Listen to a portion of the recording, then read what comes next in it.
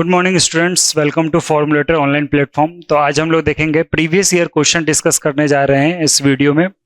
तो हम लोग मटेरियल टेस्टिंग एंड इवैल्यूएशन का प्रीवियस ईयर क्वेश्चन देखने जा रहे हैं 2022 का ये हमारा 4 सेमेस्टर के अंदर पेपर है। 2022 का पेपर हम लोग डिस्कस करने जा रहे हैं। तो आप लोगों को क्वेश्चन प्रोवाइड करा दिया जाएगा और सारे क्वेश्चन यहाँ पे अवेलेबल होंगे स्क्रीन पे आप सीरियली वाइज। अभी हम लोग क्या कर रहे हैं, ऑब्जेक्टिव क्वेश्चन स्टार्ट करने जा रहे हैं, ठीक है। तो पहला क्वेश्चन जो आप लोग को स्क्रीन पे दिख रहा होगा वो क्या है, choose the correct answer of the following, ठीक है। इसमें करेक्ट आंसर आपको चूज करना है, ऑब्जेक्टिव टाइप क्वेश्चन है। तो क्वेश्चन नंबर ए फर्स्ट का, क्वेश्चन नंबर 1 का हम लोग ए पार्ट देख रहे हैं। हम लोग क्वेश्चन नंबर 1 डिस्कस कर रहे हैं, उसका हम लोग क्या कर रहे हैं, ए पार्ट देखते हैं, ठीक है। क्वेश्चन स्क्रीन पे है, brittle fracture is more dangerous than ductile fracture, ठीक है। हमें पता है कि ब्रिटल फ्रैक्चर बहुत ज्यादा डेंजरस है डक्टाइल से। और क्यों है, पहली बात तो क्या कि हम लोग इसके अंदर जो भी थ्योरी पढ़ रहे हैं, जो भी थ्योरी इसका पेपर होगा वो भी हम लोग यहाँ पे प्रोवाइड कराएंगे पूरा लिख कर करके, ठीक है। तो नोट्स आप लोग यहीं से तैयार कर लीजिएगा, जो भी क्वेश्चन आपको आंसर चाहिए यहाँ से लिख लीजिएगा A to Z। तो पहली बात कर रहा है क्वेश्चन कि brittle fracture is more dangerous than ductile fracture. क्यों भाई, ब्रिटल फ्रैक्चर क्या होता है ना कि आप ब्रिटल फ्रैक्चर में सडन फ्रैक्चर होगा, कोई सफिशिएंट वार्निंग नहीं मिलेगा ब्रिटल फ्रैक्चर में। लेकिन डक्टाइल फ्रैक्चर में क्या होगा कि सबसे पहला स्टेज क्या होता है, प्लास्टिक डिफॉर्मेशन आता है। कि अगर कोई मटेरियल है फ्रैक्चर कर रहा है, तो अगर हम बोल रहे हैं कि डक्टाइल फ्रैक्चर है ये, तो आप देख करके बता सकते हैं कि ये फ्रैक्चर डक्टाइल है या ब्रिटल है। तो देख करके कैसे पता करिएगा, तो जो भी डक्टाइल फ्रैक्चर होता है उसके अंदर क्या होता है, जब डिफॉर्मेशन होगा, प्लास्टिक डिफॉर्मेशन होगा, तो क्या होगा कि साइक्लिक लोड लगाना पड़ेगा और तब जाकर के वो अपना एरिया को कम करेगा, धीरे धीरे धीरे फिर जाकर के टूटेगा।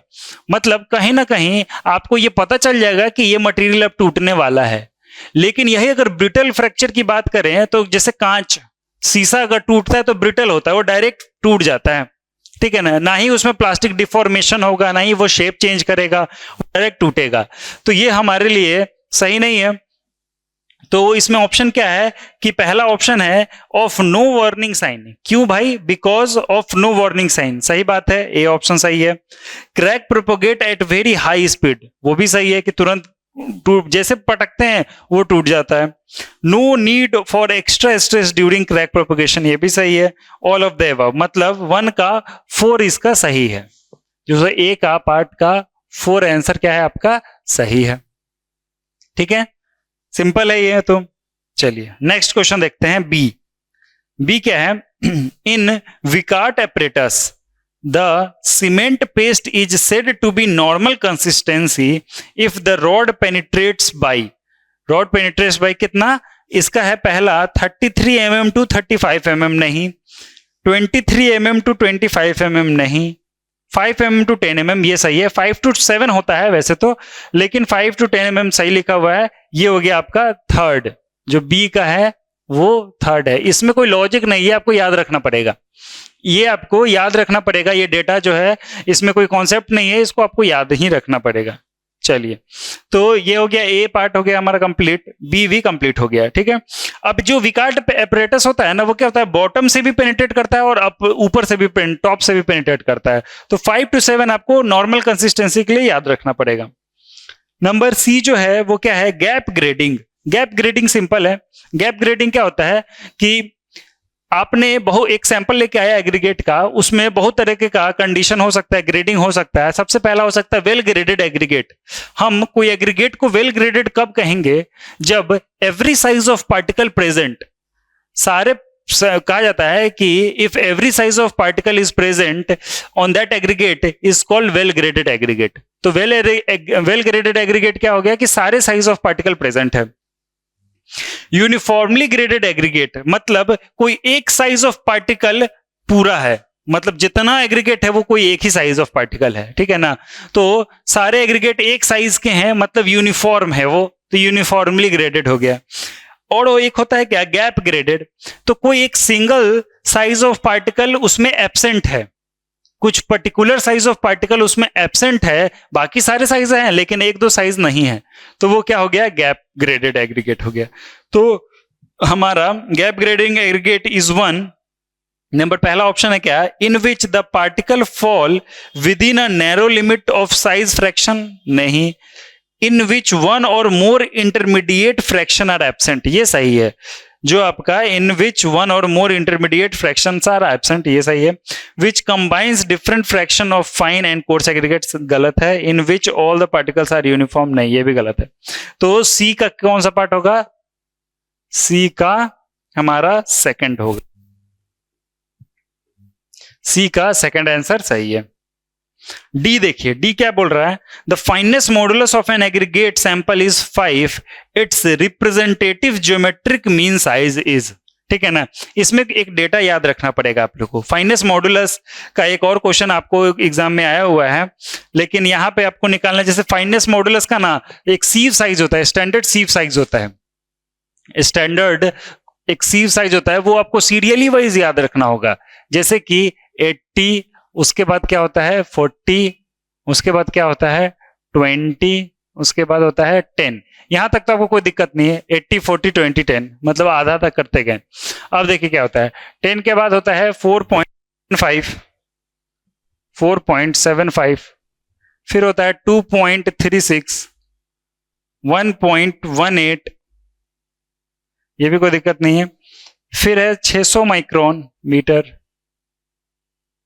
ये सब क्या है 80 mm, 40 mm, 20 mm, 10 mm, 4.75 mm, 2.36 mm, 1.18 mm, 600 micrometer, 300 micrometer, और क्या है 150 माइक्रोमीटर, ठीक है। ये साइज है, सीव के साइज है। मतलब जो सीव एनालिसिस किया जाता है तो अलग अलग इसमें क्या होगा कि जो सीव का साइज होगा वो 80 mm होगा, उसके बाद 40 mm, 20, तो जो स्टैंडर्ड है इसको आपको याद रखना पड़ेगा।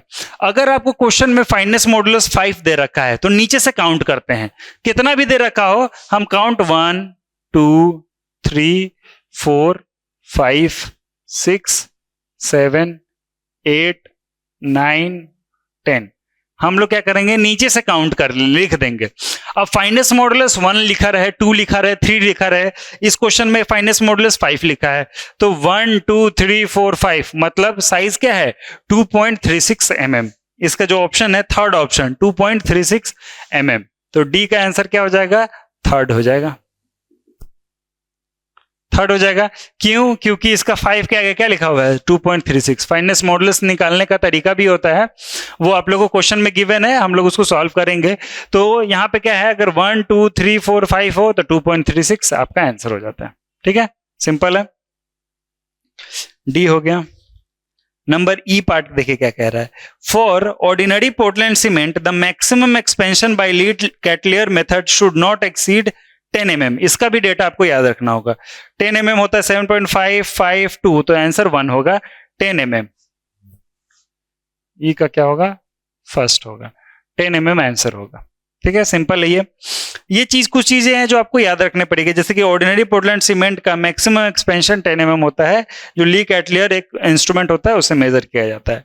और कॉम्पैक्शन फैक्टर ऑफ 0.88 और fresh concrete sample indicate a mix of, ठीक है, हाई वर्केबिलिटी, मीडियम वर्केबिलिटी, लो वर्केबिलिटी, वेरी लो वर्केबिलिटी। 0.95 से जो 1 होता है ना, 0.95 से लेके 1 अगर कॉम्पैक्शन फैक्टर है तो इसको हाई वर्केबिलिटी में रखा जाता है, हाई वर्केबिलिटी। लेकिन यहां पे क्या कह रहा है 0.88 की बात कर रहा है तो ये मीडियम वर्केबिलिटी होगा। मतलब एफ की बात करें, एफ की बात करें तो इसका क्या हो जाएगा, मीडियम वर्केबिलिटी सेकंड होगा, ये क्या हो जाएगा एफ का सेकंड हो जाएगा।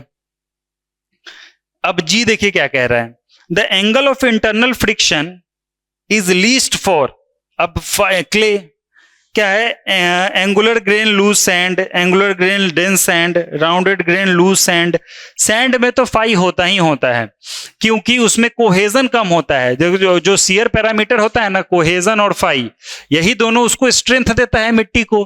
मिट्टी को क्या होता है कोहेजन, मतलब आपस में चिपकना, पार्टिकल पार्टिकल आपस में अट्रैक्शन फोर्स लगा हुआ है, वो चिपका हुआ है, वो कोहेजन। और नहीं तो फाई, फाई होता है एंगल ऑफ इंटरनल फ्रिक्शन, मतलब आपस में फंसा हुआ है, इंटरलॉकिंग।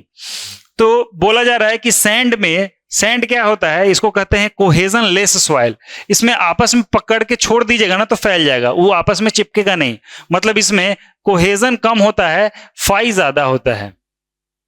लेकिन अगर क्ले की बात करें, क्ले में सबसे ज्यादा क्या होता है, कोहेजन होता है, फाई नहीं होता है। इसको क्या कहते हैं, क्ले को कहते हैं कोहेसिव सॉइल। इसमें ज्यादा से ज्यादा क्या होता है, कोहेजन ही होता है, फाई नहीं होता है। तो फाई प्योर क्ले में फाई 0 होता है, प्योर क्ले में फाई 0 होता है। तो यहां पे क्ले लिखा हुआ है, तो जी का 4 हो जाएगा।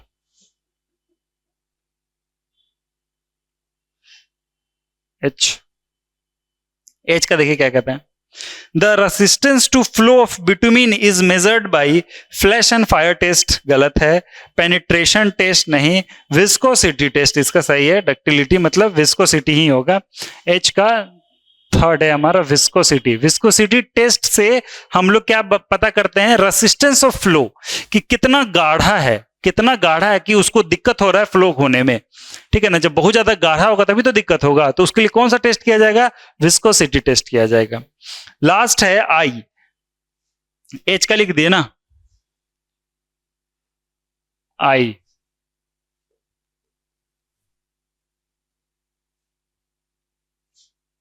ठीक है, नेक्स्ट क्या है आई में, the shear strength of soil is directly proportional to the angle of internal friction of the soil, नहीं।